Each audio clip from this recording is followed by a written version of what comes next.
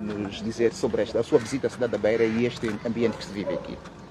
Bem, primeiro queria dizer que essas visitas que eu estou a fazer, que iniciaram em Nampula, o objetivo não era fazer nenhuma marcha, nenhuma manifestação.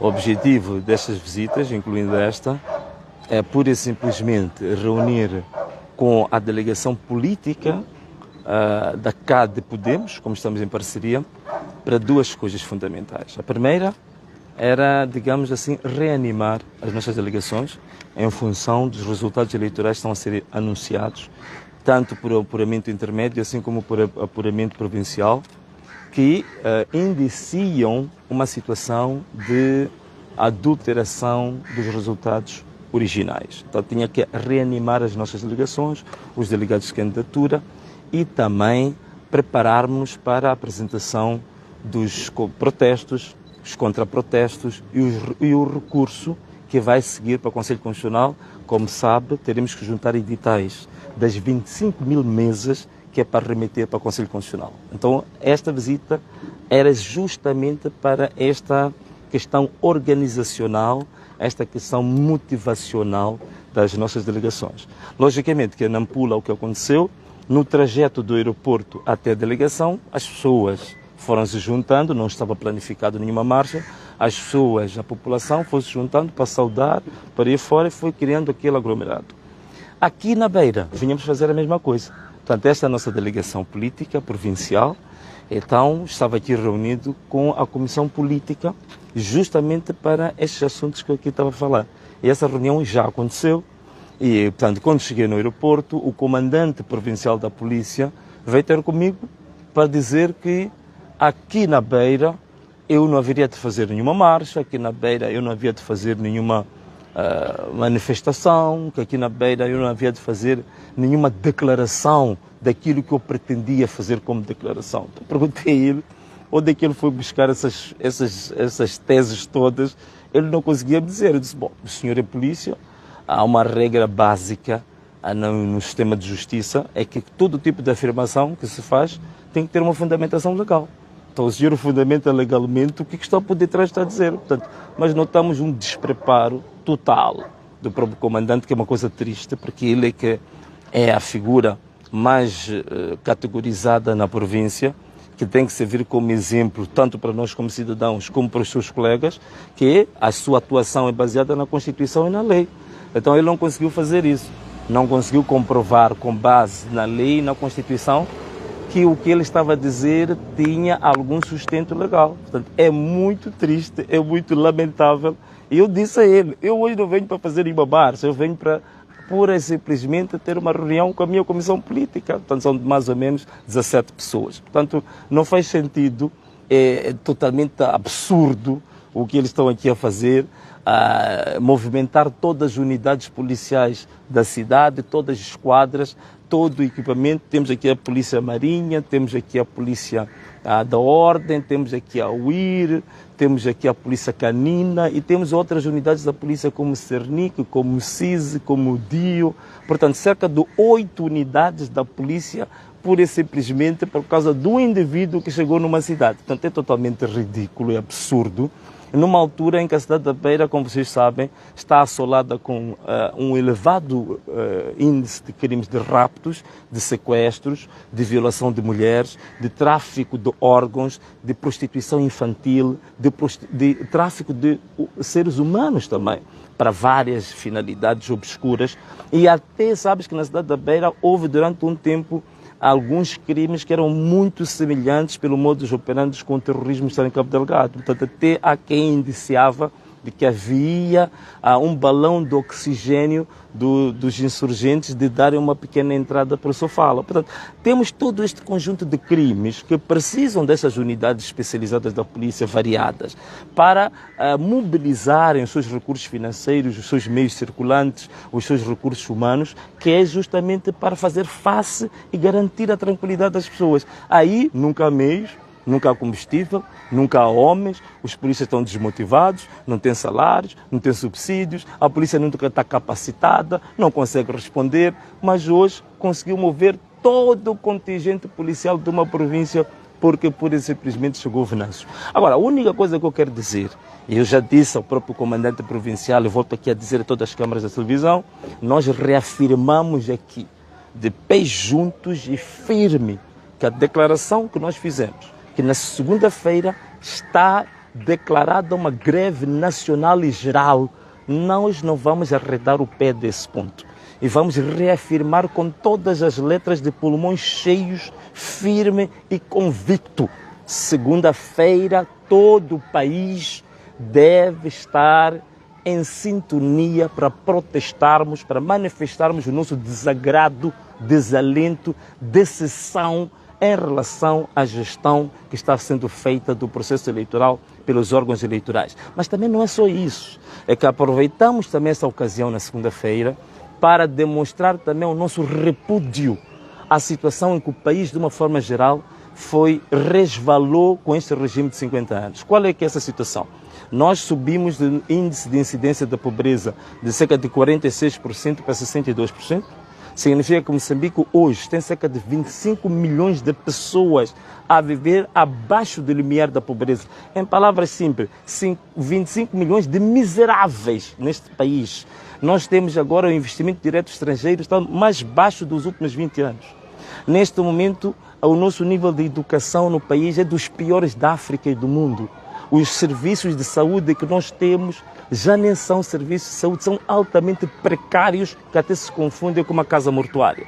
Nós, em termos de investimento em infraestruturas públicas, estradas, pontes e por aí fora, até somos piores que a última classificação que eu vi do Banco Mundial.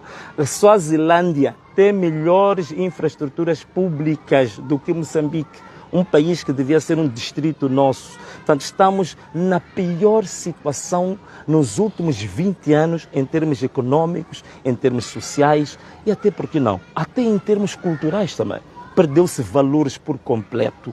Hoje em dia este regime promove o maranzismo, este regime que promove o consumo de drogas, consumo de álcool. Hoje, para abrir uma biblioteca, para abrir algum centro de pesquisa, de ensino, é muito difícil. Mas para abrir uma barraca, para vender bebidas espirituosas como essa selvagem, por aí fora, que estão a destruir a juventude, tem tudo, adegas em tudo que é lugar deste país, prostituição, escondidinhos, tudo espalhados e até com os próprios dirigentes que agora competem quem tem mais 14, quem tem menos 14, quem é mais fogoso nas amantes, quem tem mais viagens para o estrangeiro para fazer bacanais, para fazer orgias sexuais. Portanto, é este tipo de valores também. Por isso estou a dizer que mesmo em termos culturais, em termos espirituais, em termos morais, em termos éticos, o país bateu no fundo do poço, está num túnel escuro. Então, é tudo isto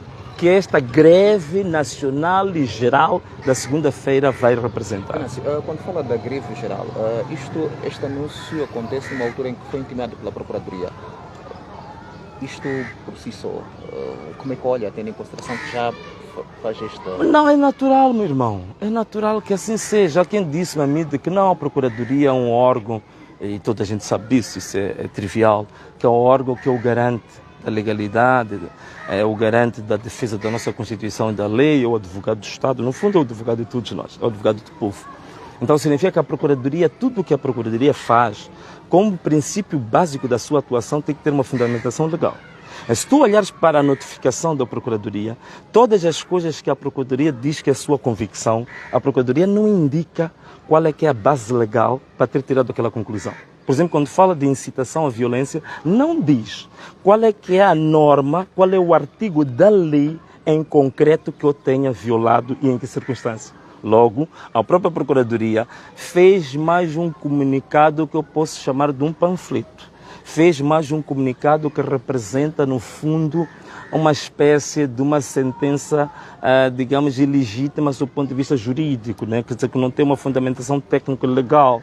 E é grave porque a Procuradoria é a nossa reserva moral em termos de legalidade, em termos de fundamentação legal. Então, é realmente um documento que eu acho que não espelha. Eu até, em princípio, tinha perguntado, como agora há muitos fake news, há muitas notícias que às vezes vêm em nome de uma instituição, quando na verdade é uma manipulação, uma coisa falsa. Até cheguei a pensar que um grupo de jovens tivesse levado o logotipo da Procuradoria e tivesse feito um texto, porque o conteúdo formal, técnico, daquele não dignifica, não credibiliza para a Procuradoria, não é?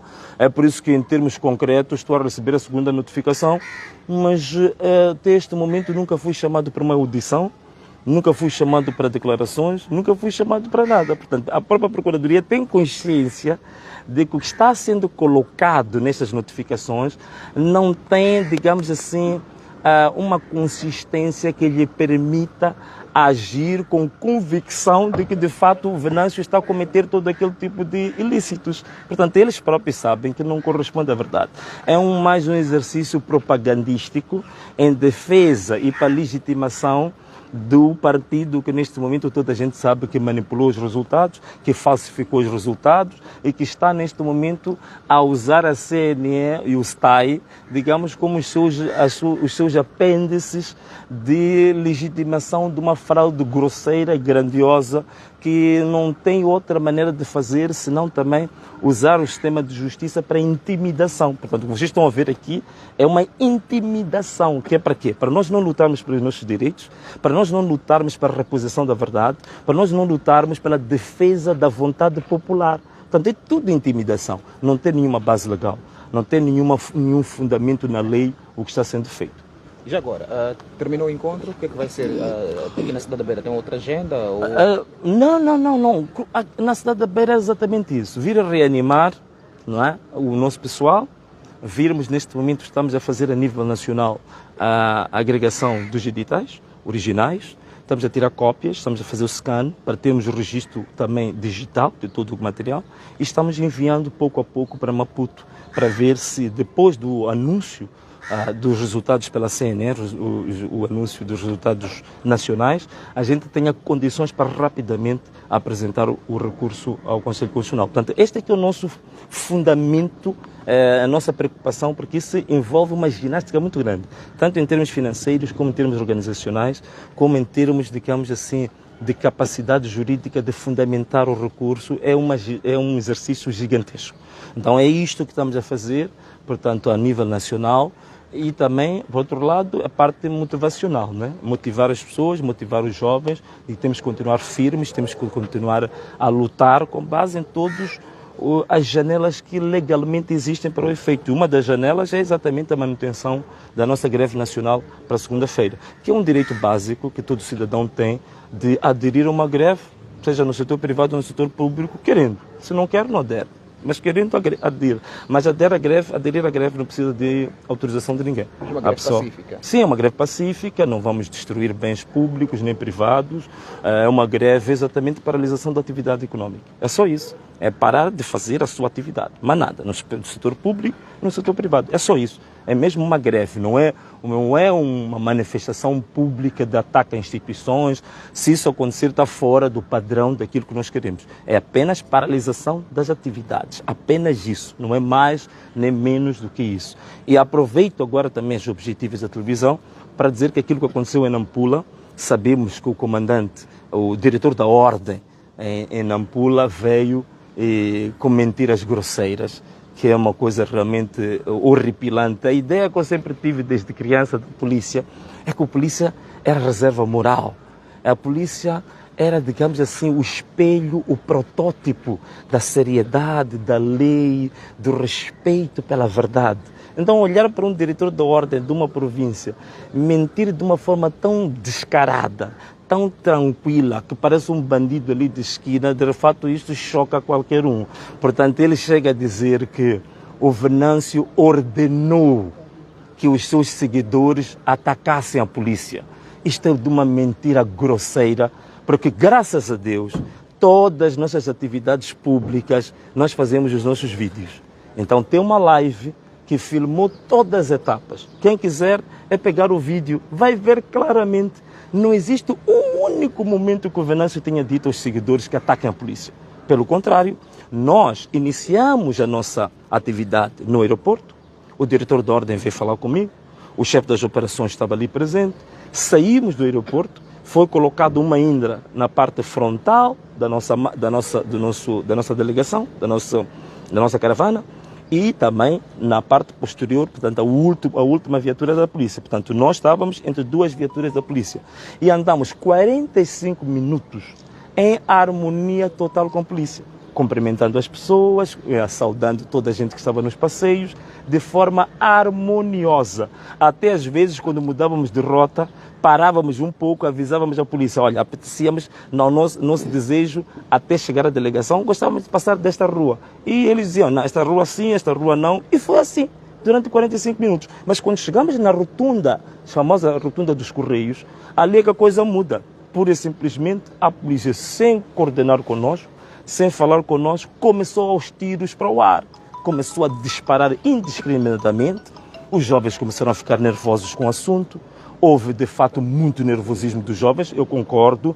Até os jovens começaram a pegar em pedras, porque estavam, de fato, a não compreender como é que é possível uma polícia que vem conosco, coordenando conosco, harmoniosamente, e de repente começa a disparar para as pessoas. Então houve muito nervosismo. E como se não bastasse, foram buscar outras unidades da polícia anti-motim. Portanto, já vieram com tanque de jato d'água, vieram com gás lacrimogéneo e começaram também a disparar balas verdadeiras. Neste momento temos um saldo de 3 feridos de alguma gravidade. Um jovem que levou em 2 pernas, balas verdadeiras, um jovem que levou nas costas e um outro que tinha levado no braço. Esse do braço já tem alta, penso que até deu uma entrevista que vocês próprios estiveram lá a presenciar. E temos 12 jovens privados de liberdade sem nenhuma razão de ser. Entre os quais o MC Bandeira de Nacala, que ele vinha de Nacala para se juntar a nós porque queríamos, dentro da nossa delegação, no meio da nossa reunião, também ter um momento de confraternização, que haveria ali música, que haveria ali teatro, havia poesia. O MC Bandeira vinha exatamente também para atuar na nossa delegação e ele é detido com o carro da música, alegando que aquele carro ia fazer distúrbios. Portanto, são coisas impressionantes. E por isso que eu até pedi à própria Procuradora-Geral da República, que é para ela tomar em consideração que tem 12 pessoas detidas ilegalmente, sem nenhum fundamento legal, e nessas circunstâncias estou aqui a contar. Então, como a Procuradoria é o advogado do povo e do Estado, eu acredito que ela vai tomar conta desse assunto, porque é escandaloso, em pleno momento eleitoral, haver o sistema de justiça, em vez de proteger direitos, estar a violar direitos. Ao invés de preservar o cidadão e permitir um campo aberto para que os jovens, os cidadãos façam usufruto das suas liberdades, privar essas liberdades sem um fundamento. Quando se priva uma liberdade de alguém, é uma questão excepcional. A regra num Estado de Direito democrático, a regra é a liberdade. A regra é a pessoa estar, digamos assim, usufruindo dos seus direitos plenos que a Constituição diz. Se você limita um direito, se você limita uma liberdade, tem que haver um fundamento legal muito bem, digamos assim, elaborado para justificar a limitação da liberdade. Então, o caso de Nampula não existe. Tem pessoas que são detidas ilegalmente que não há nenhum fundamento legal sobre isso. Também aproveitava esta ocasião, que é para esclarecer a questão de Nampula, que realmente é vergonhoso, é triste, um comandante, um diretor da ordem de uma província mentir de uma maneira tão desbragada, tão primária e tão primitiva como ele o fez, não é? Muito obrigado. Muito obrigado a todos. Então assim nós tivemos também em direto para o nosso canal oficial do Venâncio Mondlane, e vocês estão aí assistindo. Um forte abraço, um beijo e, como sempre, tchau! Já? Já.